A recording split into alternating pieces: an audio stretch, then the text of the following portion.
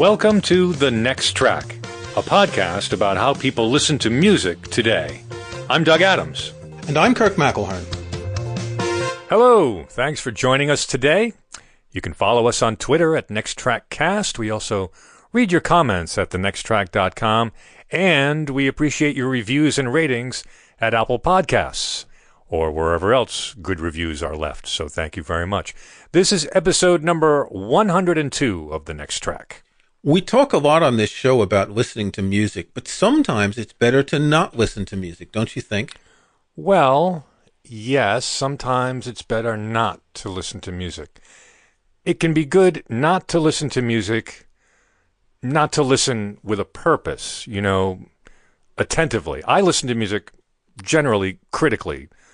Listen to that chord change. Listen to the way he plays that sax. Why'd she sing those words? So if I'm not listening to music, I'm not compelled to perform all that busyness. So I think of music listening as an experience, but I don't think of the opposite of not listening to music as an experience, as an activity. You know what I mean? Well, in some ways it can, because you're cleansing your mind, you're cleansing your ears, you're turning off what sometimes becomes an endless stream of music that ends up becoming indistinguishable. Well, I think what I mean is I don't look forward to a time when I'm not listening to music as an event. I don't think, oh boy, I'm not listening to music right now. If I'm not listening to music, then it's because I'm doing some other activity or there's no time to listen to music.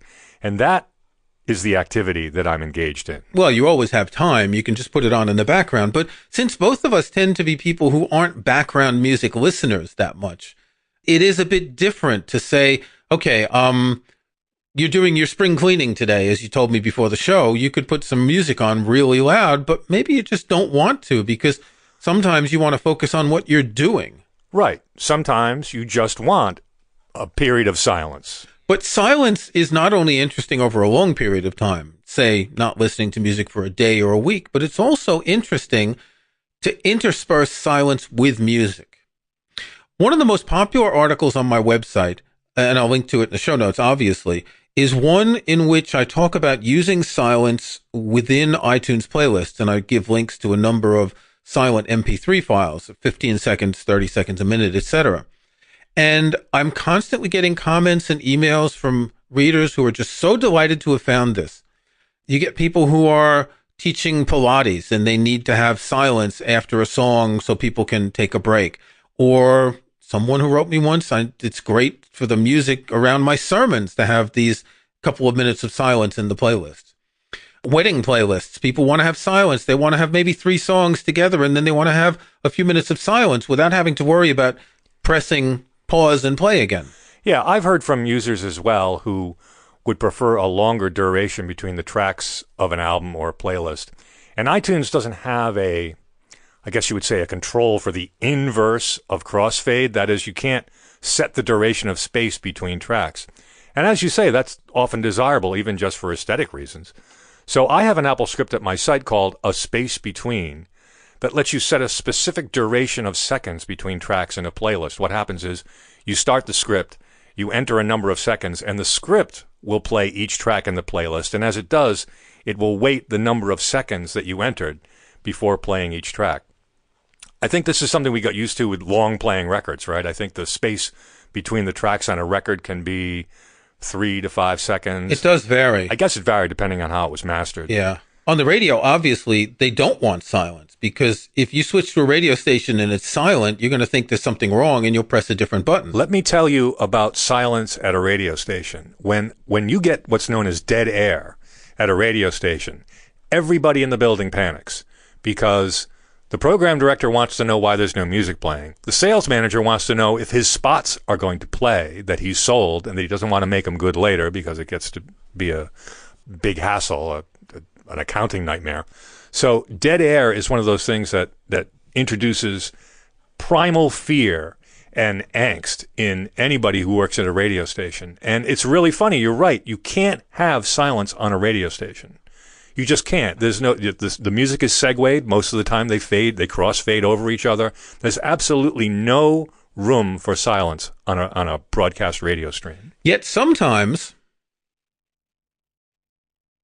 I see what you did there. Sometimes silence can be interesting.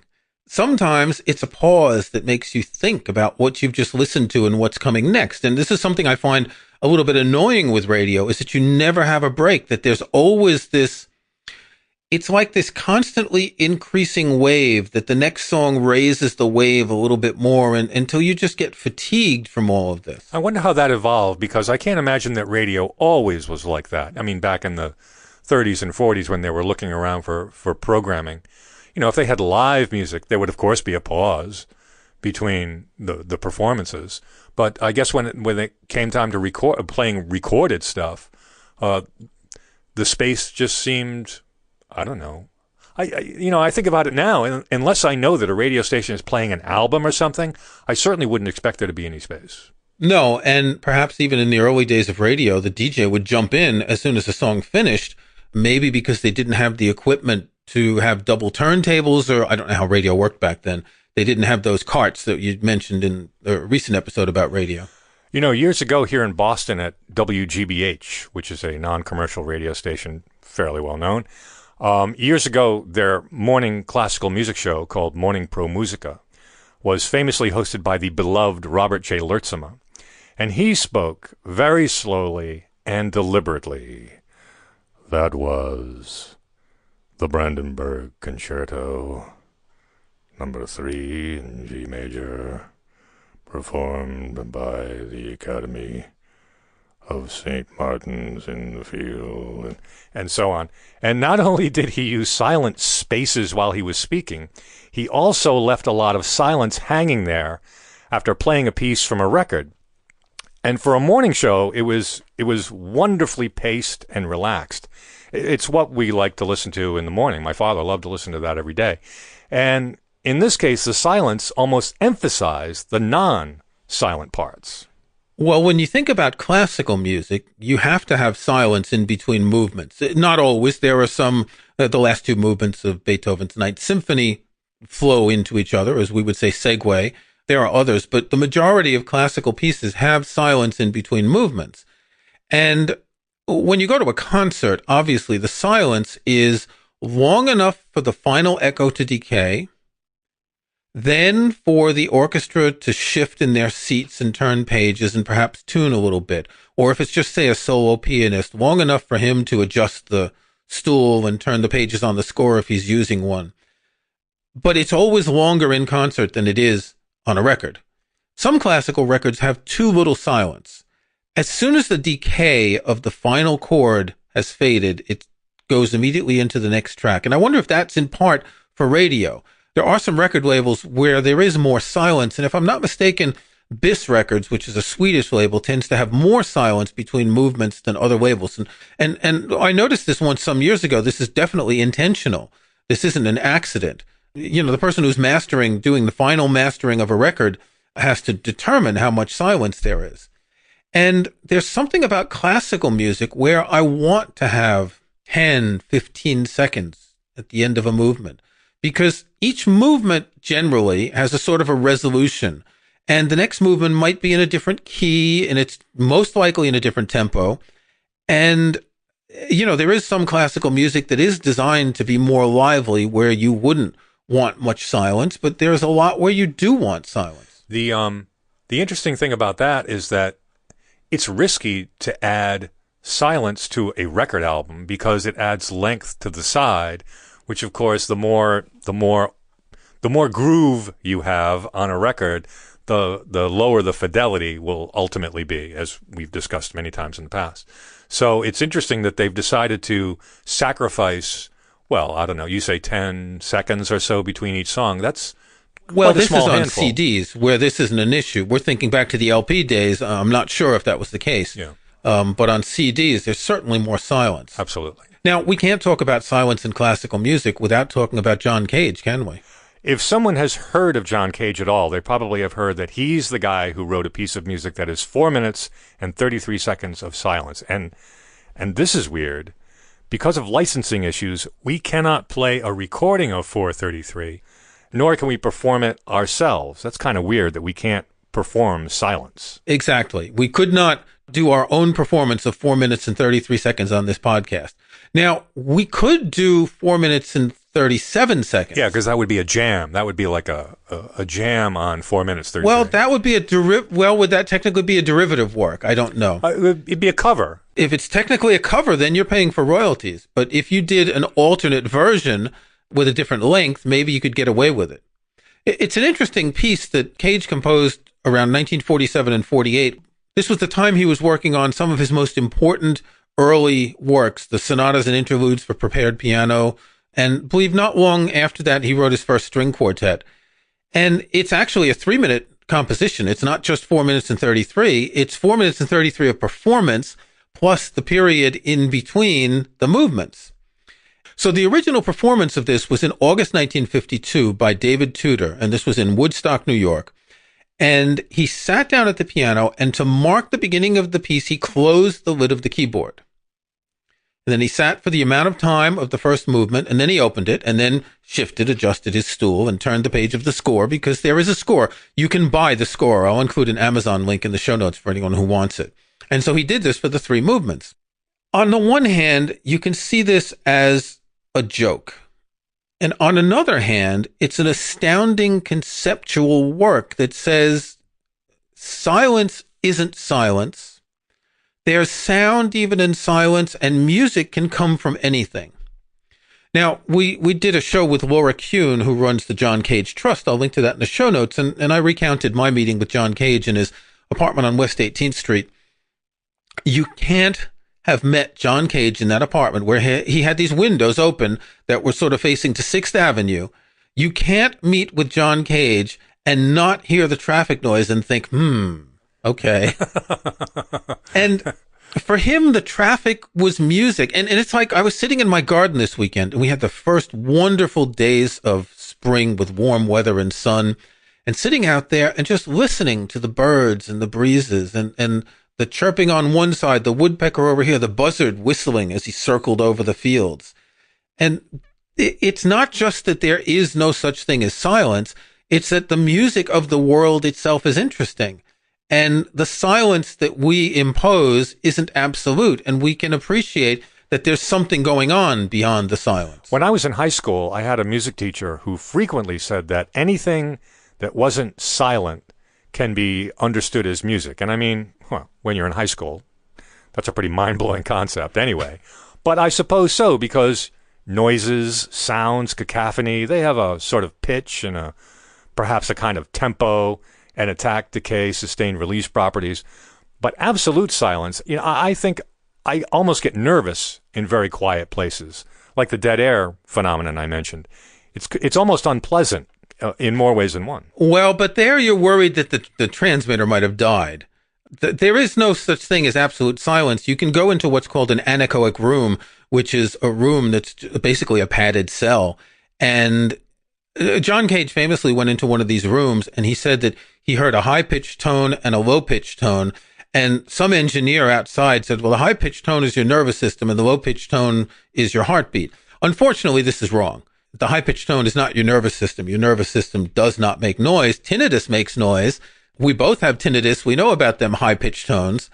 And I'll try and find a link to put in the show notes. There was a doctor who determined that Cage's low-pitched noise was some sort of arterial condition that eventually may have led to his stroke 50 years later or whatever.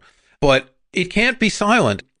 You're breathing. Your heart is beating. So at a minimum, you're going to hear those things. We cannot experience silence unless we're deaf. And I don't even know if I guess deaf people have true absolute silence. But if you're not born deaf, you can have tinnitus, yet not hear anything. It's pretty spooky. I suppose even if you lose your hearing, you still have memories of sounds, right? I guess if people have grown up listening to music and then they go deaf, they can get earworms. Oh, I don't think there's any getting rid of those. They thrive and live there in your brain. You know what I mean? As far as non-music being music, I would like to just mention a piece of music that I particularly like. It is called Cantus Arcticus. It is a concerto for birds and orchestra. And it's composed by Einojuhani Rautavaara in 1972. And he made some tape recordings of birds near the Arctic Circle in Finland. And he composed around these bird sounds. It's really quite fascinating. now we're out of the realm of silence, but the idea of saying that any sound can be music, this is a really good example. Or all of John Cage's percussion work is any kind of sound. He would use anything, and he would seek out the strangest sounds to play music.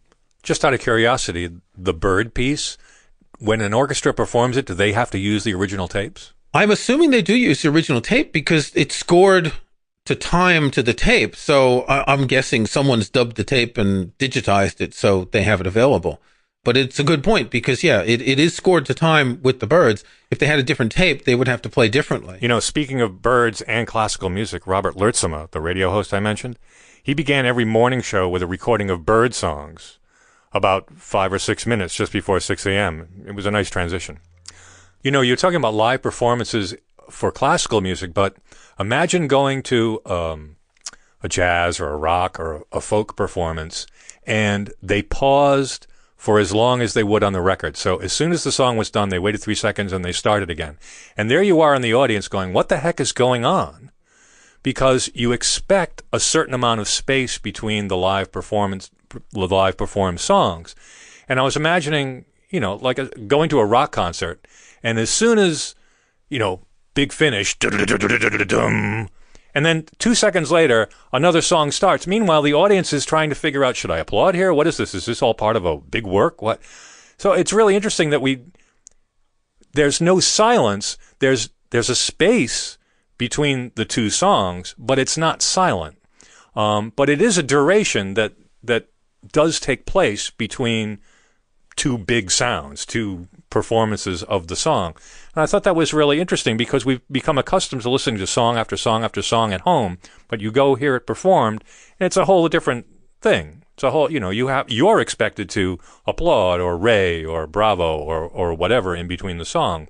But on a recording, you're not. Ideally, a band playing live would want to start the next song as soon as the audience is getting tired of applauding.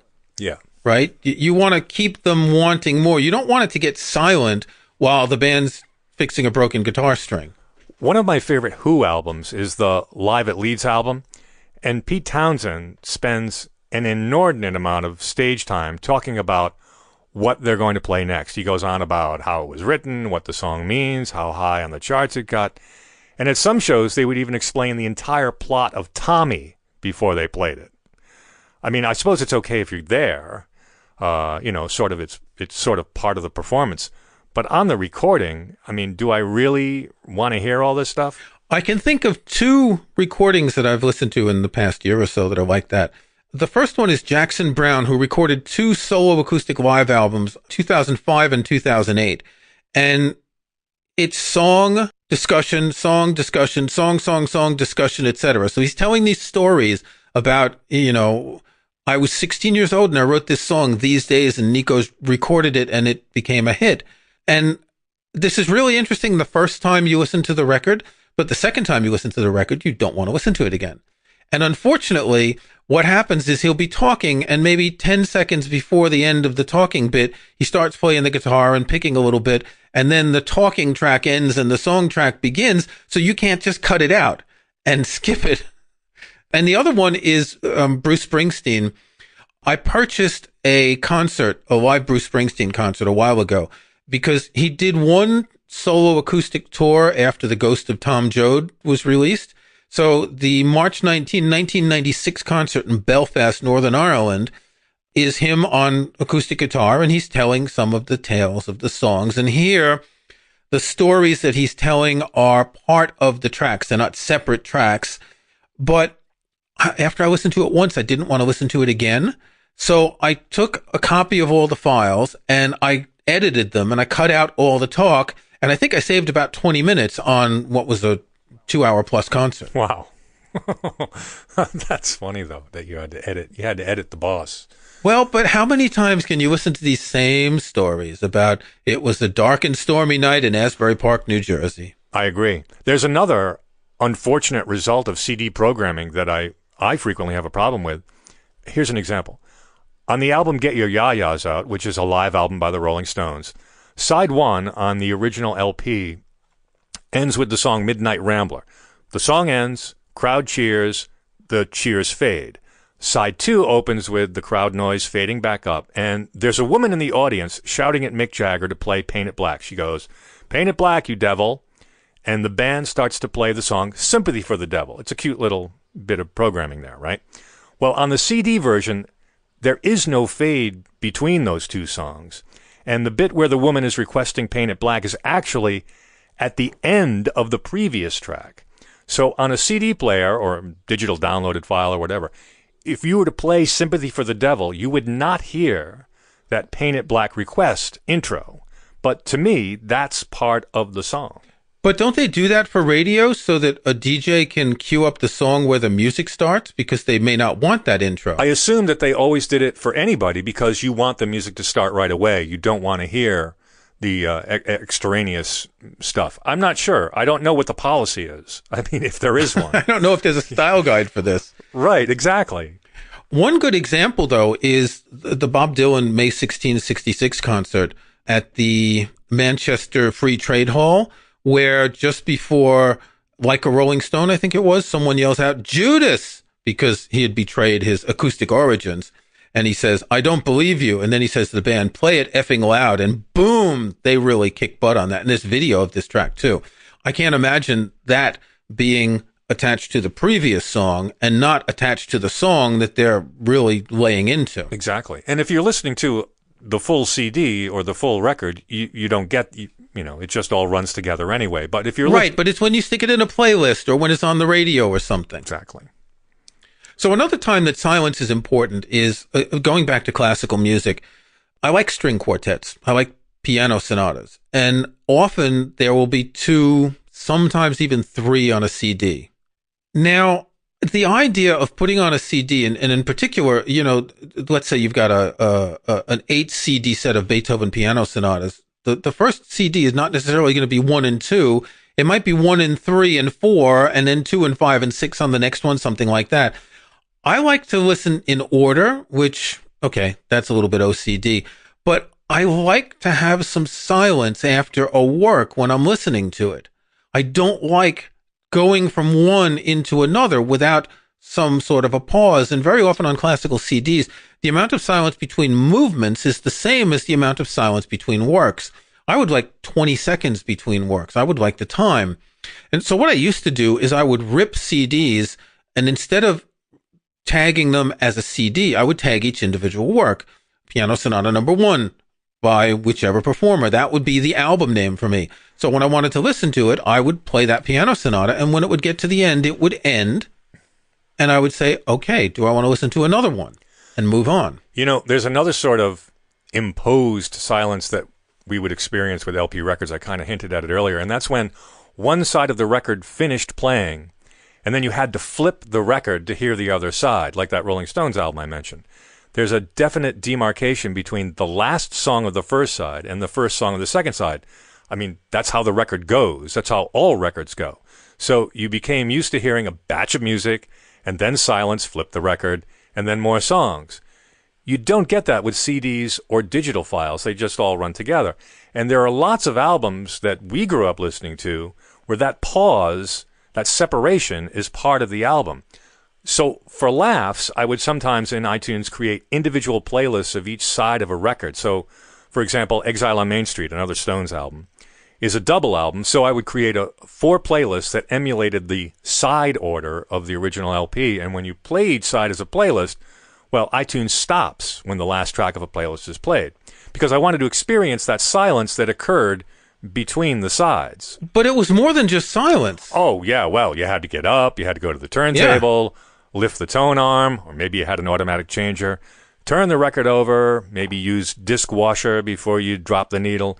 But even so, you still had work to do between the sides. You had to physically interact with the record. The needle wasn't going to get to the other side of the record by itself. And so there was no way to avoid the intermission. You were compelled to experience it.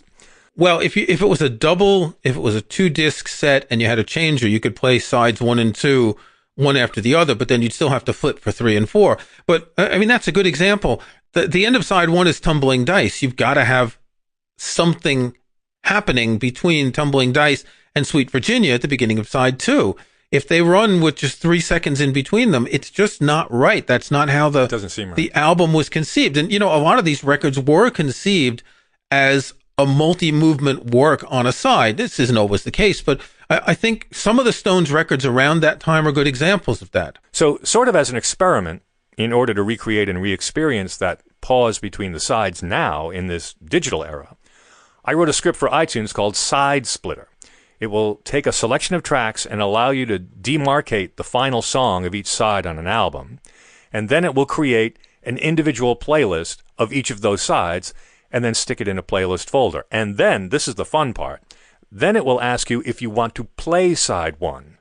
And you click OK, and when the side one playlist has stopped, the script will ask if you want to play side two. Now, this is the point where you are compelled to stop what you're doing, get up from your comfy chair, head over to the computer, and click the OK button. Or to wait and make a cup of tea or coffee, or take a toilet break, or get a snack. It's your time. Do what you will with it. So the interesting thing about listening to a digital album divided up into these side playlists is that the sensation of experiencing an LP record returned. Tumbling Dice ended, and it's going to be a few seconds before Sweet Virginia begins. Sweet Virginia now becomes more emphasized. It's sort of a first song, too. It heralds the start of side two, just like when we used to listen to the LP album. It's an interesting sensation to be able to recover, Again, the script is called Side Splitter. There'll be a link in the show notes, of course. Of course. So, download it and try it. It's actually an amusing little thing to play with. And you get to hear the album as it was originally intended, if it's actually from the pre-CD era, and I think pretty much any version of a recording made available before the 90s would qualify. And I say the way they were originally intended because, there were song order considerations and size and timing considerations that had to be made for LPs, which aren't necessary for digital products. Yeah, so I've been testing this for the past week, and I found it particularly interesting with albums like Miles Davis's Kind of Blue, where you're used to those first 3 songs, So What, Freddie Freeloader, and Blue and Green, being on one side, and that the other 2 songs, All Blues and Flamenco Sketches, are on the other side, if you grew up with the LP, obviously. And Kind of Blue is an interesting example because I was telling you last week when we were talking about this, that when I listen to it, I don't listen to the bonus track. Kind of Blue is a great story, and I'd like to do an episode about this album one day. The first 4 songs were all first takes, so there were no outtakes. The last song, Flamenco Sketches, was the second take that they kept, so there's an outtake of it, so there's an alternate version. Now, jazz people like alternate versions. It's cool, but this is one of those albums that for me is crystallized in, 45 minutes, which is long for the time. The first side's 25, the second's about 20, and there's a certain rhythm to these 20, 25-minute sides. It seems to me that, okay, we're conditioned because of the length of the records, but the amount of music we can listen to and appreciate nonstop is 20 to 30 minutes. I find that a 60-minute album, I kind of get lost after a half hour and I have to kind of focus again. It's a little bit different if it's an opera or something where you have ups and downs, but that 20 to 25-minute period has something comfortable about it. Yeah, well, it's probably because we grew up listening to music in those sized chunks, Well, that's what I said. We're conditioned in some ways, but we started listening with singles. Well, we started listening with the radio. So, we have all these different conflicting ways of listening to music. Radio is nonstop. Singles are 3 minutes or 4 minutes, and then you have to flip them. And then there's albums, and then there's CDs. Again, 60 minutes is a lot of music. What are prepared playlists? About 25 songs or so. So that's about 90 minutes of music. They're an hour to an hour and a half generally. I'm assuming they're meant to be long enough to keep you interested and short enough so you don't get bored. So you get to the end of the playlist, kind of things. I mean, if people put them on in the background, they won't notice. If they're working or studying or whatever, they won't notice how long it is. But silence is interesting. To insert silence in a playlist, to add that silence in between the sides, in air quotes, of an album, I think we need to respect silence a bit more and realize that music is great, but silence is also important. As Claude Debussy once said, music is the silence between the notes. The previous space left intentionally silent. It is time now to present our next tracks. Kirk, what are you listening to? For my next track this week, I've picked something that uses a lot of silence. It's a recording by John Cage called Ryoanji. He composed it in 1983. It's the name of a temple in Kyoto that he visited in 1962. And he noticed this is one of these temples with one of these Zen gardens with gravel and big stones. And there were 15 stones laid out. And he noticed this and he felt that they were really relaxing. And he made a drawing tracing the outlines of the stones on paper. And he used some other elements like different types of pencils and all that in order to come up with the score for this work. And there's a great deal of silence throughout. There are bits of music and percussion, and then there's silence, and then there's something else, and then there's some voice, and then there's a long silence. And what I find interesting in this work is that you don't know when it ends. It's about an hour long in the recording that I'm going to link to. There are several different versions of different lengths. And as you're listening, if you're not looking at the duration on your CD player or your iPod or whatever, you can think, is it over yet? And then something comes back in. It's a sort of environmental sound. It's John Cage. It's not melodic music. But I find this to be a truly fascinating piece of sound sculpture, as it were. Doug, are you going to pick something with silence, or are you just going to go for some serious blues guitar here? Not exactly. My next track this week is the first eponymous album by New York new wave band Polyrock. This album came out in 1980 and got some club and college radio airplay. I was such a collegian who played it at the time. And it sounded fairly typical of synthy new wave dance pop that was coming out of New York. It was special, indeed. Don't get me wrong. The really cool kids liked it. But Polyrock had the additional cred of having Philip Glass as a producer. Now, if you listen to this album, I don't think you would have guessed that Philip Glass produced it.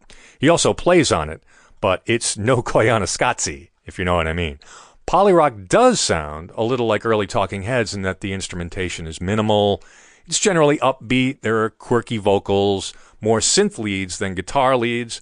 And also another bonus, as I often like to qualify, this is a good sounding record. It sounds good on the hi-fi, and it sounded good on the radio. Now, apparently it didn't get to CD for a number of years, though. And so it kind of fell off my radar, and I hadn't run across it in at least 25 years. So it was refreshing to find it and hear it recently on Apple Music. And listening to it now, it's kind of surprising that they didn't catch on with a wider audience. They had quite a distinctive sound and personality. Polyrock only put out one other album and then broke up in 1982. But I think they can be considered an influence on later bands. You can detect a blueprint here.